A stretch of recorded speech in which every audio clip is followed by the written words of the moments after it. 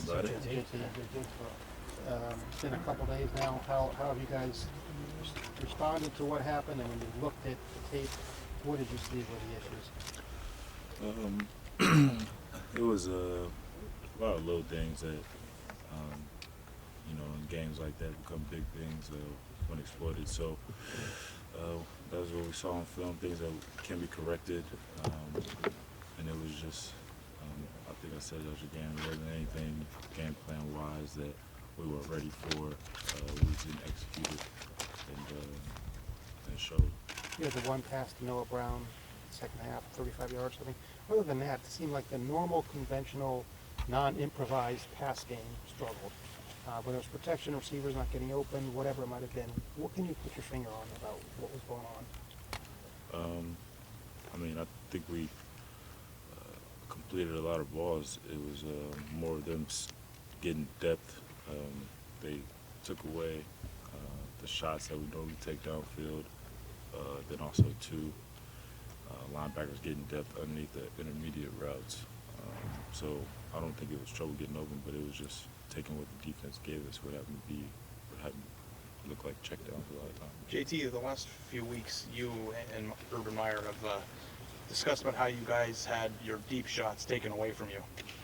Why does that continue to happen for 3 weeks, and what can be done to ensure that it doesn't happen again?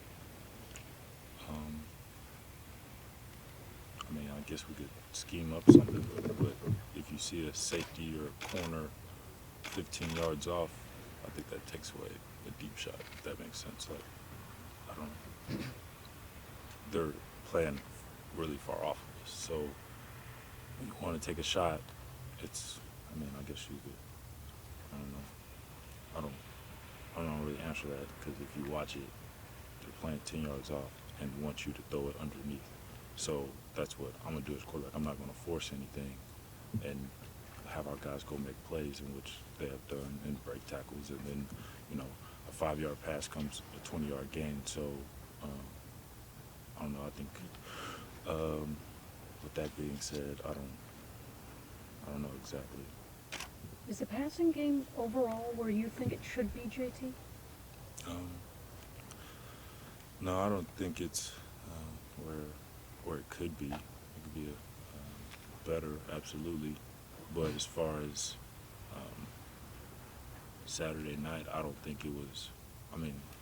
We're going to throw an incompletion every now and then, so that's a real thing. But as far as do we have miscommunication a couple of times? Yeah. Can we clean that up? Absolutely. But I don't know. When I watched it, it wasn't like I was pulling my teeth. You said there were little things going wrong. Were there little things going wrong in previous games this season and you were just not paying for it, or were little things different Saturday night? They were, I would say different. There's things that, I guess, out of character, things that we normally don't do on offense, all over myself, receivers, tight ends, O-line, running back.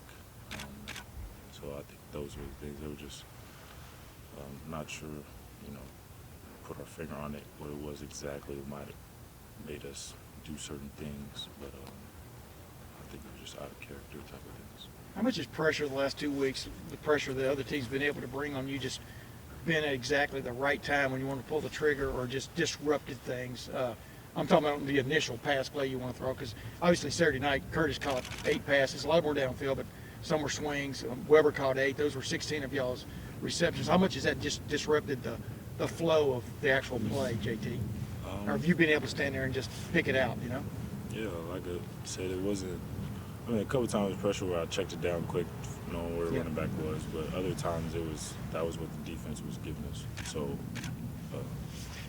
I guess you could say I could have forced a couple throws, but then we're talking about tip passes that could be interceptions and things like that. So I think I was doing my job in protecting the ball, and then also trusting our guys that if I do check it down, that they're going to make plays, and which I feel like we did the best we could with them. JT, you had the Virginia Tech game 2 years ago, played obviously very well after that. Michigan State game last year, played very well after that. What have the Ohio State teams the past couple years done to find their best selves after losses? I think we just got to go to work. Our stress to the team as well is that you know, losing happens in football. We do the best we can to prevent it. I mean, all the work we put in the off season and training camp. So with that, we try to, you know, of course, do our best to succeed and not lose. But losing happens, and now it's really you go back to, you know, what we were built upon, and that's toughness, and we want to work grinding.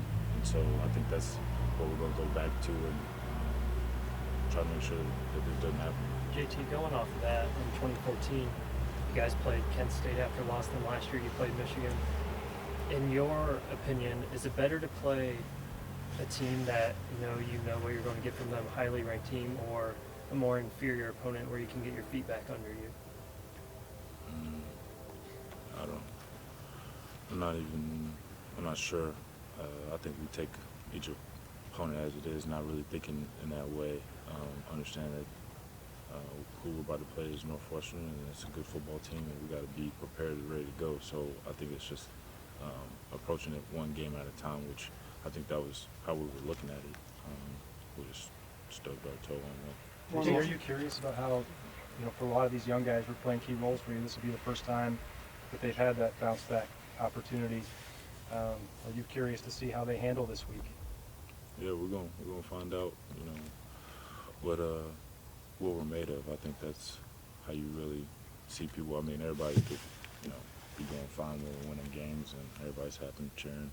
But as far as when things are backs against the wall, things are against us, we lost. So I think it really shows your true character, your true colors.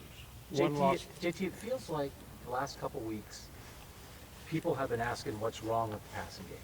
And it feels like you sort of think like there's not something wrong with the passing. Do you think we're wrong with the questions we're asking? Do you feel like, you know, it's not going to be perfect, but the passing game is doing what it needs to do for this team to succeed? I mean, I think it's all about perspective.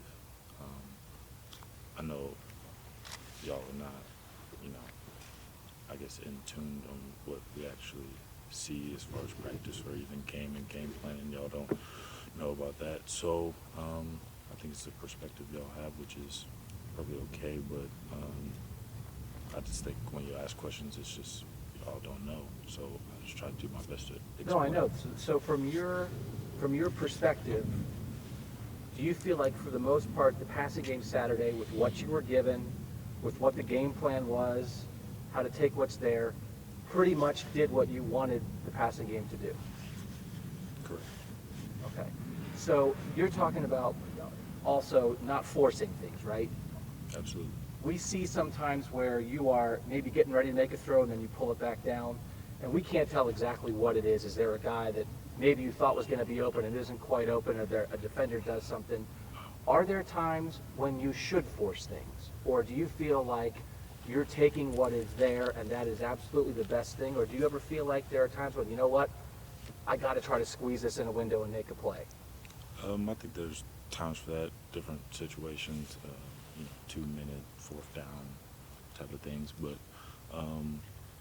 as far as I think we operate best when I get the ball in my hands quickly, don't have a O-line, you know, stand on blocks for 3 to 4 seconds. So I think that's what we've been trying to do. And I think it's, I think when we do that, we're successful, and we get it out of my hands fast and give it to our playmakers, go make a play. So, like I said, there are times where, you know, I could have put, you know, some touch on the balls over defenders and things like that, but we tried to do our best to throw through windows and not over people. So that was the thing. The linebackers were getting so much depth, understanding what we were trying to do.